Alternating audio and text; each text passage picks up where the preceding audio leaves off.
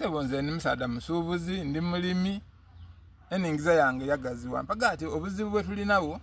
munsinze wano bwe tubaye tulina nti tujja twalonda omuntu ng'aza mulimo gundi ng'alingirire guno alingirire nti omugwe office nti neeno stamp n'ogimugemya ogwo n'omulimu era yuwaida nti mina ntera kuno stamp akoba ati kitu kidogo ayenda ye 10 ekyo ekintu kye ntali kwenda kyoli kubinga mu nsinze ebimu bye tulikenda okubinga mu nsinze stamp ebe ya bwerere bati ekyo nekisooka ekyokubiri obunafu buliga mu erimu gwolikwenda okwirira mu bigere ekyokubiri obunafu bwe buli nti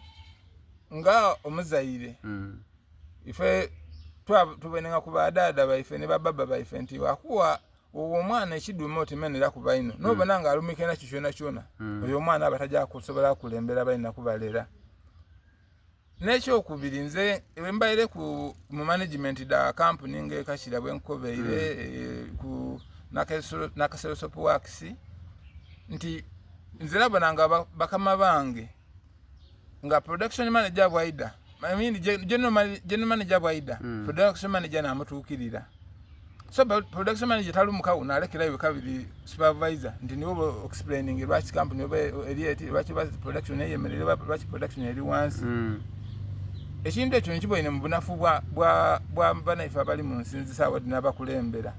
nti abakulembeze babe bava ku district okwida mu nsinzi banaife abandi babe balumukawo bulumuke nti kifo ky'okutyama ne basipiriya baabwe abaitale ne babainonula nti naddala nga bino ebya PDM bituleetera ino obuzibu era bakosesa ino abantu baife mu nsinzi enkobera mukama wange nti mu nsinze muno Munamutumba district nsinze neeri ku map ku bya PDM mukola obubi ayiru kiva egema kisooka mukola obubi yesebo right kiva ku poor supervision and poor management olw'ensonga abantu eri abanaife bebata ku pending nga sente daabwe badifunira mu kadi mu ndagamuntu daabwe ayi nga abakulu nabadirya pagati oli kulya ku muntu aide naye simba mu line mukasana nakuwa akalulu ayi toli mufaku esente de kabiri diwali mu were nga akasimu yomendo oli kweyiriza ebintu ebyo bituniziza ino twakuba nti obanga iwe oli n'omusaala gwoli kufunaku osobola n'okujja mu abantu niwe bakuwola sente toli kusobola kulumirirwa mwino ono awansi yakuweerera akaluluke nakuteitale ng'ate tukutayitale nti oliwe niwe eriiso lyaife niwe ettala lyaife otumulikire otubonera ebirungi bina ebireetalo bituweereze bituluke wansi ayi biri ku mawooli so omuluuvu ogwo gwe tulikwenda otwolawo ebintu bituke biva itale nga bituka wansi bulungi omuntu wa buliido paka ati nga nze ntambwire ku naabona kundidya embeera y'omuntu ndidde omuntu asula endala ebintu ebyo ndikwenda abitoolawo n'ensonga eyindi ndi munakibiina kya NRM bwe mbona ng'eri yali kuzibiza ameewata gya NRM okuba nga etuka wantu n'okuba nga eyongera okufuna ettutumu mu bantu kuba mpaga ati omuntu omuli ako akakaireke tulowooza nti ni President Museveni adakwidde amusaba akalulu akamuwa abamuniivu so ebintu oti n'ebyo tulikwenda okukolera President Museveni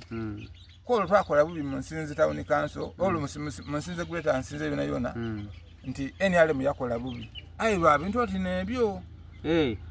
nebyaleeta obuzibu saawa dino Museveni wabanga alikuleetera sente de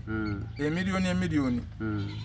tulikwenda etuuke ku muntu wa wansi tujja omusabanga akalulu nga yena musanufu ng'alina kyagifuniyemu okusinga abantu abasatu ababiri okugifunamu aye nga ate tebajja kuyamba NRM kugiwa akalulu bali kwongera kuniiza bw'abantu paga ati nga nze omunakibiina omulungi ate njiwangalire mu ntimba chairman wa NRM ndidye obulumi bw'abantu n'okuba nti be nze obusobozi ni nabo mbaire ku department ediwera bampeereza ku sente d'obutaka ndi managinze bulungi era ezaye mu luguunya paga ati embanga ninayo ze source of income ninayo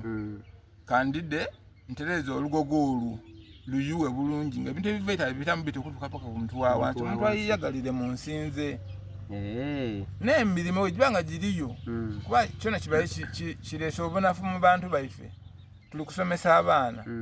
aye obanga iwe gutulaileta tusobola kulobinga iwe ile mwana mulano mufunira mulimu oyenda kintu kidogo ntwakoye mtwala 3 memali omufunira omulimu ainganze waide okunsaba akabuluti akusaba sente nakakuwa bwerere lwaki nzo nsaba sente okunfunirira omwana wange omulimu